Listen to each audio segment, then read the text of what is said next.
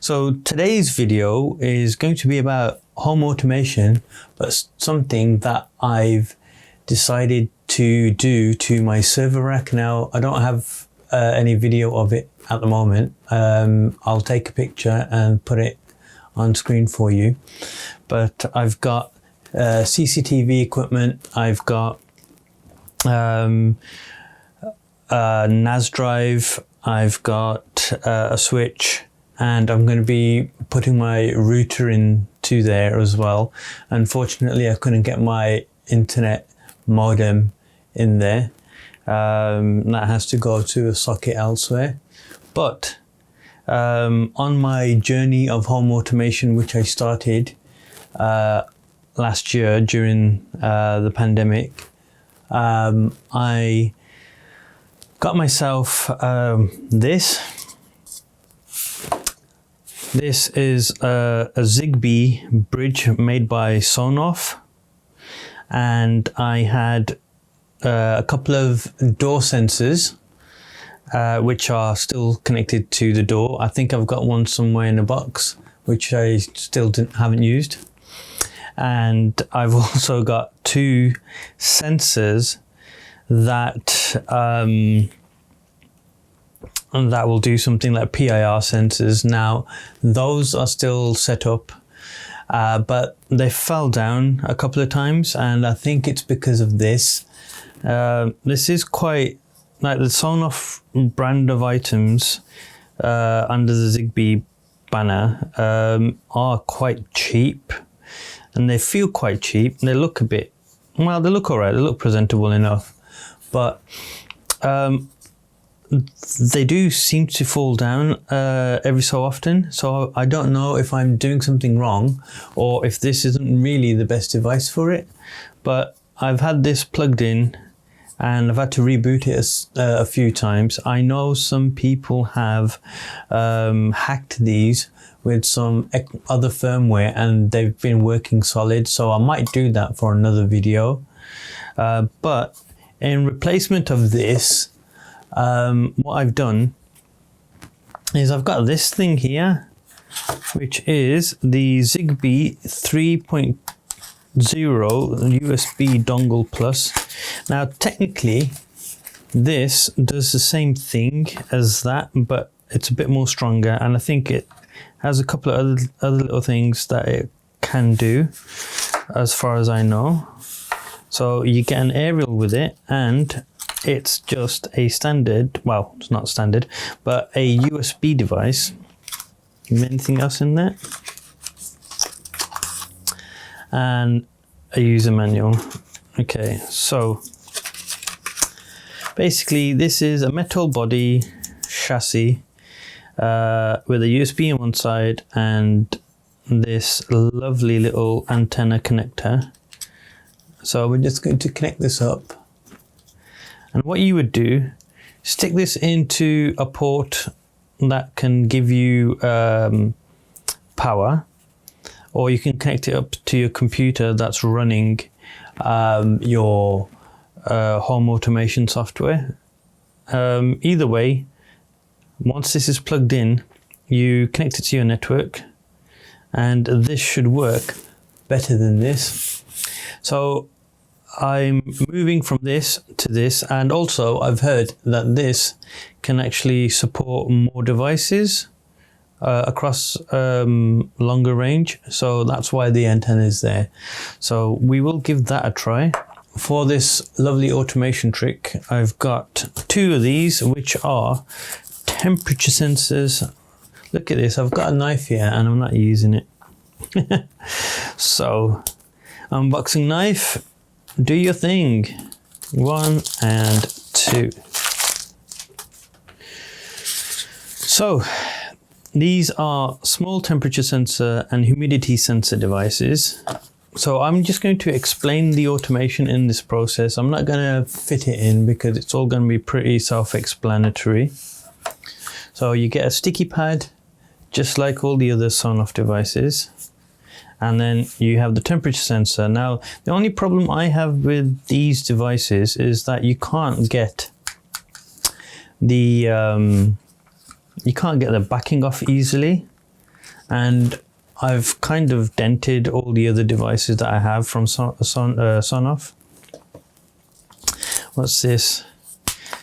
Okay, and it's user manual, which we will throw away there, and then the Sonoff quality assurance. Right, so there we have it. We're going to be using this and this. I don't know if you can see that, but let me just bring that up closer to you. So on one side you've got a pairing button, and on the other side you've got the temperature and humidity sensor. So the next part of this jigsaw is to move this away to here, because we're not going to be using this. What we'll be doing is using this. This is a small clamp fan, which I'm going to be automating into the airing cupboard that I've got all my network devices. So the way it's going to work is the temperature sensor is connected to this, which is in turn connected to my network and my Google Home device, or my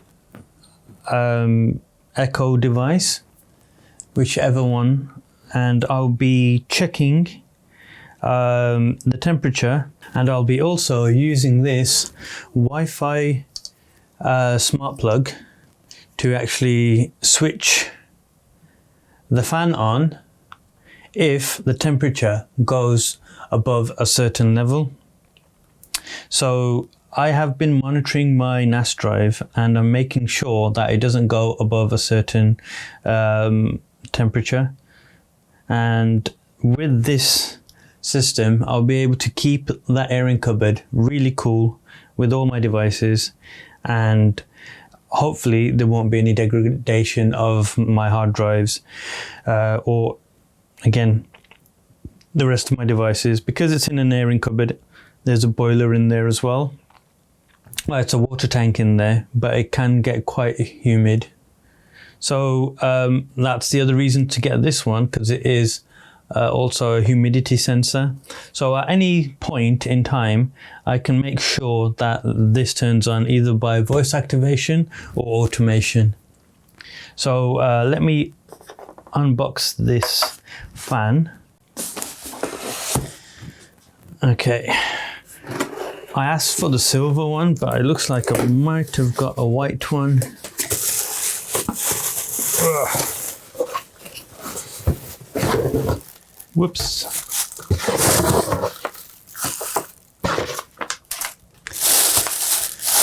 Okay.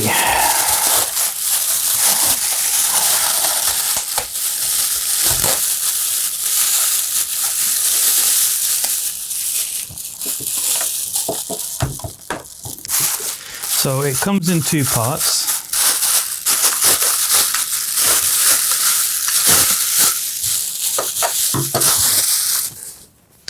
And I'm sure it's very straightforward to put together. You just unscrew that, pop it through there, and you're ready to go. Okay.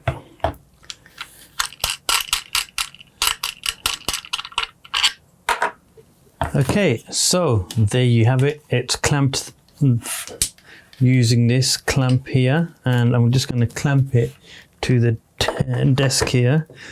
Yes, that's quite strong. And this portion of the fan is going to be connected to the smart plug, which I'm going to set up as a fan on my network of devices, and it will be constantly on. And the moment the automation kicks in from the temperature sensor, I'm going to, well, the system will then tell it, okay, switch the fan on. And then the fan will come on, then it will switch off. I haven't decided how long I will switch it off. After how long I'll switch it off. Maybe I will let the temperature go down, and then if the temperature goes down to a certain level, I will switch it off automatically. but I don't really want it to run in there like all the time, especially when I'm making a video. Okay, so you've seen the pieces. We're going to put them together, and I'm going to run a few tests, and then I'm going to come back in a second video to tell you how it went and show you some data. Hopefully I can show you some data on this. And yeah, my home automation journey is actually going really well. I've been trying to look at some smart blinds, but they're too expensive, and I don't fancy cutting expensive blinds to the point where they may not work. So I'm either going to get somebody in to install them, or I'm going to have to use a different solution where I have, again, a smart device that will then automatically open and close the curtains for me as an add-on device to the blinds that I do eventually get. So yeah, thanks for watching. Please like and subscribe to the channel, and I'll see you next time. Thank you.